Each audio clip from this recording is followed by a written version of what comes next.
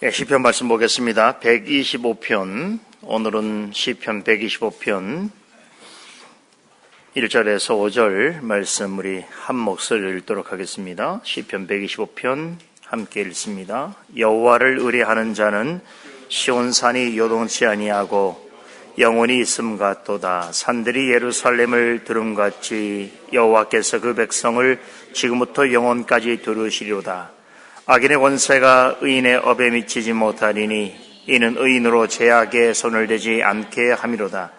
여호와여, 선인에게와 마음이 정직한 자에게 선을 행하소서. 자기의 굽은 길로 치우치는 자를 여호와께서 죄악을 짓는 자와 함께 다니게 하시리로다. 이스라엘에게는 평강이 있을지어다. 오늘 살펴보게 되는 시편 125편, 이것은 성전에 올라가는 노래 모음집에 수록되어 있는 6번째 시지요. 내용은 짧습니다. 5절로 구성이 되어 있습니다만 아주 깊고 중요한 교훈을 전하고 있습니다. 이 시 역시 우리가 앞서 살펴왔던 5편의 성전에 올라가는 노래들과 마찬가지로 예루살렘으로 표상되어지는 하나님의 영원한 나라, 하늘 도성을 향하여 순례길을 가는 성도들이 그 길에 동행하시고 이끄시는 하나님이 어떠하신 분인가에 대해서 묵상하고 찬미하는 내용으로 구성이 되어 있습니다. 1절을 보면 시인은 영적 순례길을 가는 자를 가리켜서 여호와를 의뢰하는 자 이렇게 부르지요. 이렇게 시가 시작이 됩니다. 여기서 의뢰하다라고 하는 말은 의지하다는 뜻이겠지요. 그런데 우리말 성경에 보면 이 말이 단수로 번역이 되어 있습니다. 여호와를 의지하는 자 이렇게 되어 있는데 히브리어 원문 성경에는 복수로 기록이 되어 있습니다. 그러니까 정확하게 번역하면 여호와를 의지하는 자들이지요. 이 말은 오늘 시편을 통해서 시인이 관심을 가지고 이야기하려고 하는 대상은 어느 한 사람이 아니라 같은 마음을 가지고 영적 순례길을 가고 있는 여러 사람들을 대상으로 하고 있다. 그럼 이들은 누구일까요? 모두가 한 마음으로 여호와를 의지하는 자들입니다. 이렇게 같은 마음으로 하나님을 의지하는 자들을 우리는 누구라고 부르지요? 성도라고 말합니다. 여러분, 그런데 성도라고 하는 말의 뜻을 아십니까? 한자로 보면 거룩할 성자의 무리도자입니다. 즉 성도는 그 자체로 거룩한 무리, 이런 뜻이지요. 다시 말해서 성도란 하나님께 부름받은 구별된 사람들 혹은 거룩한 백성을 뜻합니다.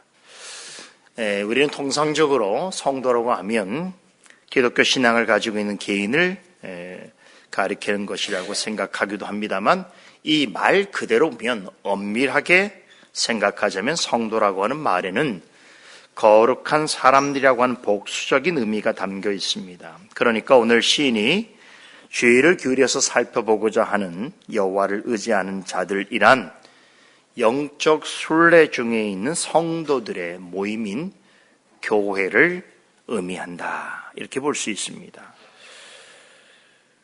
이렇게 본 시편 여호와를 의지하는 성도 개인을 포함해서 같은 마음으로 하나님을 의지하는 자들로 구성되어 있는 교회를 향한 교훈이다. 이렇게 볼 수 있습니다. 자, 여기서 한 가지 기억하고 마음에 새길 교훈이 있습니다. 시인이 성도들의 모임인 교회를 어떻게 정리하고 있는가 하는 것이지요. 뭐라고 합니까?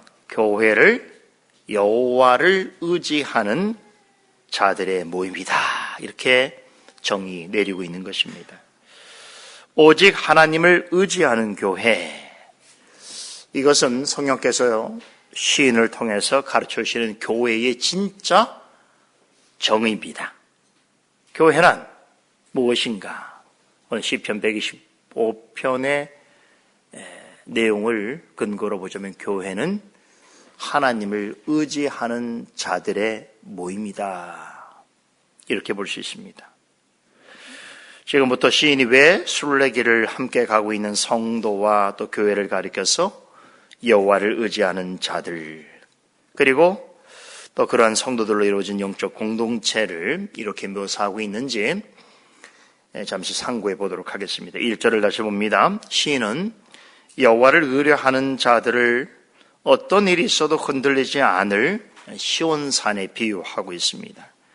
시인은 말하기를 시온산은 요동치 아니하고 그 자리에 영원히 있을 것이라고 하지요. 여러분 왜 그런지 아십니까? 왜 시온산이 흔들리지 않는다고 말하는가? 시온산에 무엇이 있기 때문입니까? 하나님의 성전이 있기 때문입니다. 하나님의 성전은 그 자체로 거룩하고 영원합니다. 왜 그렇습니까? 하나님께서 특별한 목적을 가지고 그곳에 임재해 계시기 때문입니다. 이 점에서 본다면 시인이 말한 여호와를 의지하는 자들이란 하나님의 임재하심 가운데 있는 사람들을 의미합니다. 교회는 하나님이 머물러 계시기에 가장 합당한 처소입니다. 왜 그럴까요? 교회는 그리스도의 몸이자 진리의 기둥과 터가 되기 때문입니다. 그러기에 하나님의 임재가 있는 교회를 가리켜서 성경은 뭐라고 말하는가? 하나님의 거하시는 전이다. 곧 하나님의 집이라고 말합니다. 온 세상에 하나님은 계시지만 어떤 특정한 곳을 가리켜서 그것은 나의 거하는 전이다라고 말씀하시는 것은 교회밖에 없다는 사실을 기억하셔야 됩니다. 그래서 교회가 그렇게 중요한 거예요. 여러분 세상에서도 얼마나 많은 사람이 거할 수 있는 공간과 처소가 있습니까? 그러나 내 집만큼 못하잖아요. 우리가 시간을 내서 여행도 가고 또 새로운 곳도 가서 먼물도 경험하고 하지만 내 집만한 곳은 없죠. 왜 내 집이 소중합니까? 그런 것처럼 하나님께서 내가 거하는 전이라고 하는 교회는 하나님 모실 때에도 가장 존귀하고 귀한 곳이지요. 요동치는 세상에서 교회가 흔들리지 아니하고 굳건히 서가는 그 궁극적 원인은 어디 있는가? 교회 자체에 있는 것이 아닙니다. 이걸 잘못 생각하면 어떤 사람들은 교회가 갖고 있는 외적인 요소들, 교회의 규모라고 할지, 교회에 모이는 사람들의 숫자라고 할지, 또 그 교회가 가지고 있는 세상을 향한 유명세라고 할지, 이런 것 때문에 그 교회가 강한 것이라고 생각을 합니다. 착각입니다. 교회가 요동하는 세상 속에서 흔들리지 아니하는 굳건히 서가는 궁극적 원인은 어디 있는가? 거기에 하나님을 의지하는 자들이 있고 그들 가운데 하나님이 함께 하시기 때문입니다. 그뿐 아니라 하나님을 의지하는 자들의 모임인 교회는 안전합니다. 얼마나 안전한가 하면 시는 2절에서 그것을 예루살렘이 여러 산들에 의해서 둘러싸여 있는 모습으로 표현합니다. 2절을 보세요. 산들이 예루살렘을 두른 것 같이 여호와께서 그 백성을 지금부터 영원까지 두르시려다 라고 전합니다. 예루살렘은 시온산에 건설되었습니다. 그런데 예루살렘에 가보면 시온산만 있지 않습니다. 실제로 시온산 주변에 여러 산들이 있습니다. 우리가 들은 바대로 올림프산, 감난산, 멸망자의 산, 스코프산, 이런 여러 종류의 산들이 예루살렘에 있습니다. 시온산은 이런 산들에 의해서 둘러싸여 있습니다. 그런 이유 때문에 시온산에 세워진 예루살렘은 아주 오래전부터 난공불락의 요새로 인식되어 왔습니다.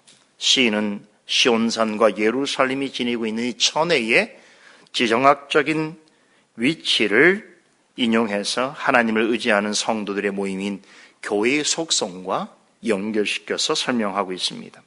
시온산과 예루살렘이 주변의 여러 산들에 의해서 둘러싸여 있는 것 같이 하나님을 의지하는 교회는 참으로 안전하다. 라고 하는 것을 설명하고 있습니다. 이렇게 확신 있게 말할 수 있는 근거를 시인은 여호와께서 그 백성을 지금부터 영원까지 둘러싸고 있기 때문이다 라고 전합니다. 세상에 무슨 일이 일어난다고 하더라도 하나님을 의지하는 성도들과 교회는 요동치 않을 것이라는 말입니다. 세상의 끝이 와도, 주님께서는 세상의 끝이 오면 세상은 요동칠 것이라고 말씀하셨습니다. 그런 일이 우리 눈앞에 펼쳐지고 목도된다고 하더라도 하나님을 의지하는 성도들로 구성되어 있는 교회 그 자체는 결코 흔들리거나 요동치 않을 것이라고 약속하십니다. 그렇게 세상 끝날까지도 참으로 안전할 수 있는 이유가 어디 있는가? 그것은 오직 하나님께 있습니다. 산들이 예루살렘을 두르고 있듯이 하나님께서 당신을 신뢰하고 의지하는 자들의 모임인 교회를 지금부터 영원까지 지켜주시기 때문입니다. 거기에 우리의 소망이 있는 것이. 다시 한번 시인이 말하는 교회의 정의에 대해서 생각해 봅니다. 교회를 어떻게 정했다고 했지요? 교회는 여호와를 의지하는 자들의 모임이다. 꼭 기억하시기 바랍니다. 세상에는 모든 기관과 단체들은 존재하는 이유가 있고 목적이 있습니다. 그런데 여호와를 의지하는 사람들의 모임은 교회밖에 없는 것이에요. 자, 그런데 본문에 보게 되면 이 의지하다라는 말이 분사형으로 기록되어 있는 것을 확인해 볼 수 있습니다. 이 말은 뭐냐면 여호와를 의지하는 사람들이 한두 번 그렇게 여호와를 의지하다 마는 것이 아니라 마치 습관처럼 오래전부터 지금까지 계속해서 여호와를 의지하고 있다, 이런 뜻입니다. 하나님을 의지하는 사람들의 역사가 과거로부터 지금까지 계속 진행되어져 왔고 또 지금부터 주님이 오시는 날까지 계속 될 것을 암시하고 있습니다. 그럼 왜 성도와 교회는 하나님을 계속해서 의지해야만 하는 것일까요? 다시 말해서 항상 하나님을 의지하지 않으면 안 되는 이유가 어디 있는 것일까요? 시는 그 이유를 3절에서 설명합니다. 우리 3절을 다 같이 한 목소리 읽어봅니다. 악인의 권세가 의인의 업에 미치지 못하리니 이는 의인으로 죄악에 손을 대지 않게 함이로다. 시인은 이 구절을 통해서 이 땅에서 하나님을 신뢰하고 의지하면서 순례길을 가는 성도들과 교회가 처해 있는 현실이 어떠한지에 대해서 설명해 주고 있습니다. 그것은 마치 악인이 강력한 권세를 가지고 다스리고 있는 그런 모양이다라는 것입니다. 3절에 악인의 권세라고 하는 말에 있어서 이 권세는 정확하게 번역을 하면 지팡이입니다. 지팡이. 여러분, 왕이 다스릴 때에 그의 한 손에 들고 있는 것 있죠? 그게 바로 지팡이. 좀 어려운 말로 홀 혹은 규라고 말합니다. 이 지팡이는 왕이 가지고 있는 절대적인 권세를 상징하지요. 그럼 여기서 한 손에 절대 권세를 상징하고 있는 이 지팡이를 들고 있는 왕은 누구를 상징하는 것인가? 바로 하나님을 대적하는 자들의 대표자입니다. 이렇게 모든 악인을 대표하는 악한 왕이 의인들이 거주하고 있는 땅까지 빼앗고 짓밟으려 한다는 것이죠. 3절에 악인의 권세가 의인의 업에 미친다라고 하는 말이 의미하는 것이 이것입니다. 여기서 의인은 이 땅에서 하나님을 신뢰하고 의지하는 자들을 가리키는 것인데, 여기서 우리 개역 성경에는 좀 어렵게 번역이 됐어요. 업이라고 하는 말은 땅을 가리킵니다. 즉 의인의 업이라고 하는 것은 이 땅에서 하나님을 의지하는 자들이 거하고 있는 그 땅을 가리키는 것이죠. 그러므로 악인의 권세가 의인의 업에 미친다라고 하는 말은 악한 자들이 권세를 가지고 하나님을 믿고 따르는 사람들의 영역까지 쳐들어와서 마치 그것이 원래부터 자신들의 소유인 양 그렇게 주장하고, 그 땅에서 악한 권세를 부리려 한다라고 하는 뜻입니다. 이것을 시인은 악한 왕이 강력한 권세를 상징하는 지팡이를 가지고 의인들이 사는 땅을 정복하고 그들의 삶까지 지배하려고 하는 모습으로 비유해서 설명하고 있습니다. 여러분 생각해 보세요. 이런 역사는 우리 성경 역사에 끊임없이 계속 반복되었습니다. 이스라엘은 하나님을 알지 못할 뿐만 아니라 하나님을 대적하는 이방 족속들로부터 계속해서 괴롭힘을 당했습니다. 이스라엘 주변에는 참 힘있다 하는 그러한 이방 세력들이 항상 존재했었는데, 여러분 이스라엘 주변에 있는 이방 족속들 중에서 이스라엘을 공격하지 않은 족속은 단 하나도 없습니다. 많은 이방 족속들이 이스라엘을 만만하게 생각했고 호시탐탐 기회를 엿보다가 공격했고 또 하나님의 백성들을 괴롭혔습니다. 여러분 생각해 보세요. 이스라엘이라고 하는 이름으로 존재하는 동안 이방 민족들로부터 얼마나 많은 침략을 받았습니까? 얼마나 많은 이방 족속들이 이스라엘을 공격했습니까? 자, 그런데요, 그렇게 수도 없이 이스라엘을 공격하고 침략했던 이방 민족들과 이방 족속들은 지금 다 어디에 있습니까? 다 어떻게 됐습니까? 역사 속에 다 사라져 버렸습니다. 놀라운 사실은 어느 때에 이스라엘을 공격하여 또 이스라엘 백성들을 점령해서 그들이 살고 있는 땅을, 하나님의 약속의 땅을 마치 자신들의 소유인 것인 양 주장하고 또 정복하는 데 성공했던 역사가 있었지만 결코 이스라엘을 완벽하게 완전히 정복하지는 못했습니다. 그렇게 스스로 이스라엘을 이겼다고 생각한 모든 이방 나라와 족속들은 역사 속에 다 사라져 버렸습니다. 어떻게 그 작은 이스라엘이 홀로 지금까지 살아있을 수 있을까요? 그것은 이스라엘이 강했기 때문이 아닙니다. 우리가 성경을 통하여 알 수 있는 것처럼 이스라엘은 이방 민족들의 공격 앞에서 너무나 연약하고 무기력했습니다. 그러나 하나님께서는 이스라엘 백성들에게 분배해 주신 약속의 땅을 이방 민족들에게 완전히 넘기지 않으셨습니다. 왜 그렇습니까? 이스라엘 백성들이 거주하는 땅은 하나님께서 주신 약속의 땅이었기 때문입니다. 일찍이 하나님께서 아브라함을 부르실 때에 언약 백성으로 삼을 자들에게 주시겠다고 하신 그 약속하신 땅입니다.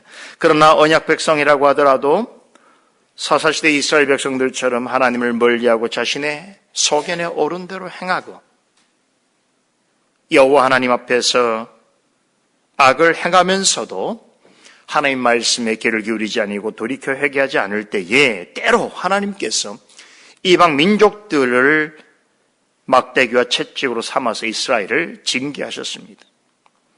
하나님은 주권적인 섭리 가운데 이방 민족들로 하여금 이스라엘을 치게 하실 때가 있었습니다. 그러나 그럼에도 그들에게 하나님의 땅과 기업을 완전히 넘겨주지는 않으셨습니다. 본문 3절에 언급된 것처럼 강한 권세를 가진 악한 왕이 엄청난 대군을 앞세워서 이스라엘을 치려했고 또 이스라엘의 땅을 자기 것으로 만들려고 했지만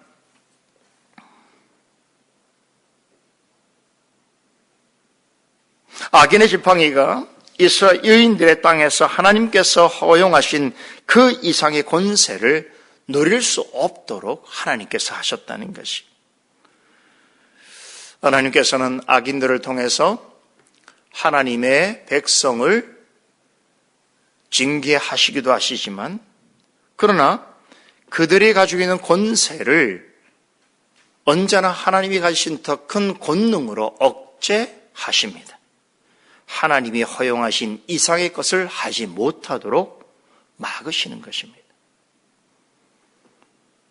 그래서 그들이 버텨낼 수 있는 것이, 이스라엘이 자기의 힘으로 이방 민족과 싸워서 이길 수 있는 것이 아니 하나님께서 허용하시는 권세, 권능 아래서만 그런 일들이 일어날 수 있습니다.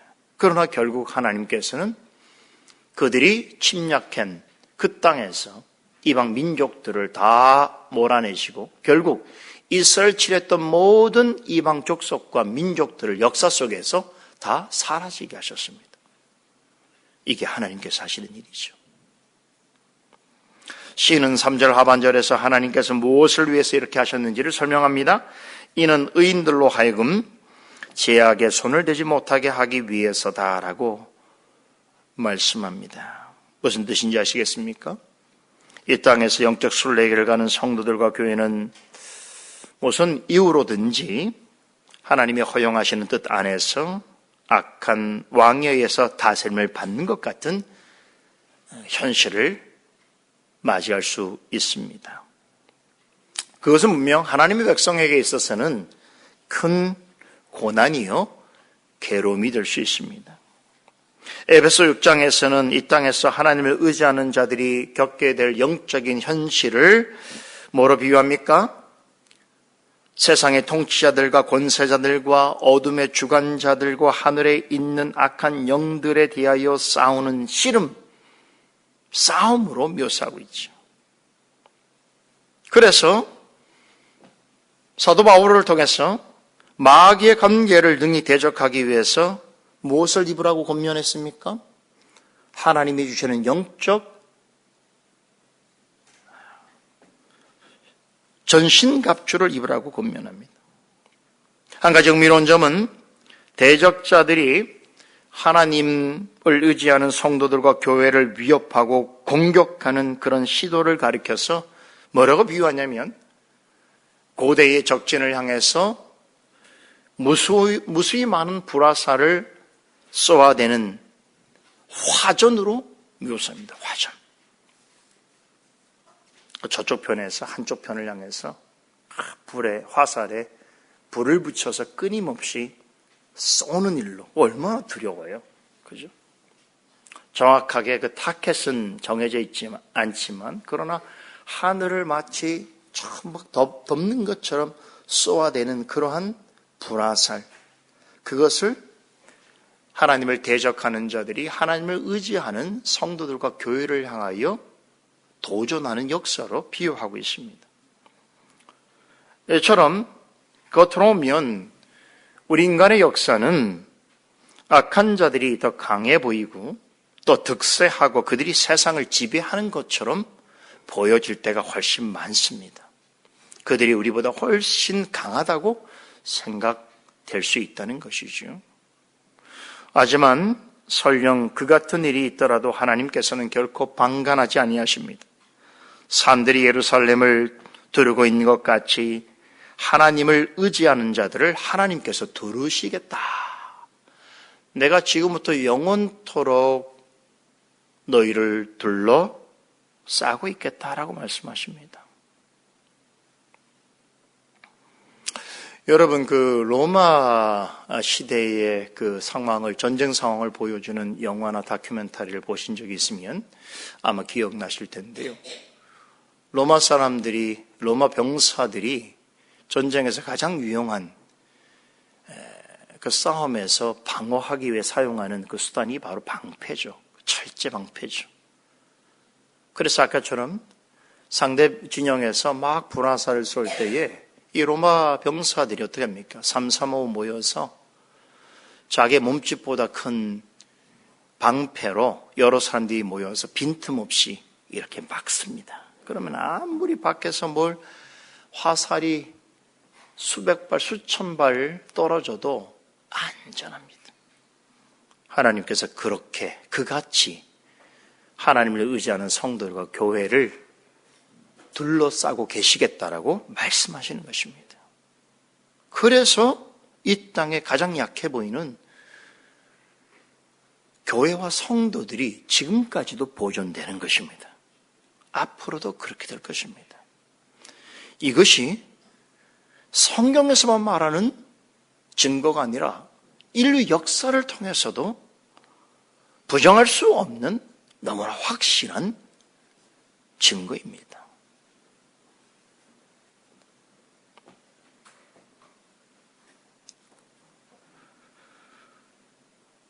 하나님께서는 당신의 백성을 대적하는 자들을 그냥 내버려 두지 아니하십니다. 방관하지 아니하십니다. 만약에 하나님께서 이 같은 일에 간섭하지 아니하신다면 어떻게 악한 왕의 권세에서 벗어날 수 있겠습니까? 악한 자들이 쏘아대는 불화살을 어떻게 피할 수 있겠습니까? 그러므로 여러분, 악인의 권세와 공격을 우리의 힘으로, 우리의 능력으로 이겨낼 수 있다고 생각하는 것은 대단히 어리석은 일인 것입니다. 교회가 좀 크고 사람이 많이 모이고 어느 시대 속에서 유명세가 있다고 해서 교회가 튼튼한 것이 아니에요. 속지 마세요. 세상에는 그리스도인들이 모이는 교회의 규모보다 훨씬 더 큰 이방 종교들은 더 많습니다. 그런 걸로 기독교의 독특성을 회파하고 기독교의 참 본질을 속이려 해서는 안 되는 것입니다. 눈에 보이는 것은 언제나 우리를 속일 수 있습니다. 진짜로 중요한 것은 눈에 보이지 아니하지만 존재하는 것입니다. 그것이 하나님의 능력이고 하나님의 진실인 것이죠. 여호와 하나님께서 자기를 의지하는 자들을 둘러싸고 지키는 것이 눈에 보입니까? 보이지 않기 때문에 성경에서는 하나님이 우리의 산성이라고 말씀하시고 우리를 지키시는 힘이라고 말씀하시고 우리의 피난처라고 말씀하시는 거예요. 우리의 눈으로 볼 수 없지만 참으로 그 이상으로 존재하고 능력을 드러내는 그 하나님의 어떠하심이 실제하다는 것을 우리가 보고 듣고 경험하고 알 수 있는 세상에 존재하는 그 어떤 것으로 하나님의 어떠하심을 우리 눈높이로 설명해 주시는 거예요.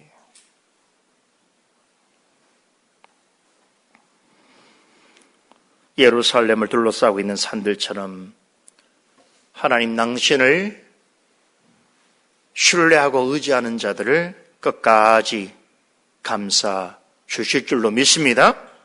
이 약속을 믿는다면 영적 순례길을 가고 있는 우리는 어떻게 살아야 하는가? 4절이 답합니다. 4절도 우리 한 목소리 읽겠습니다. 여호와여 선인에게와 마음이 정직한 자에게 선을 행하소서. 이렇게 늘 간구해야 됩니다.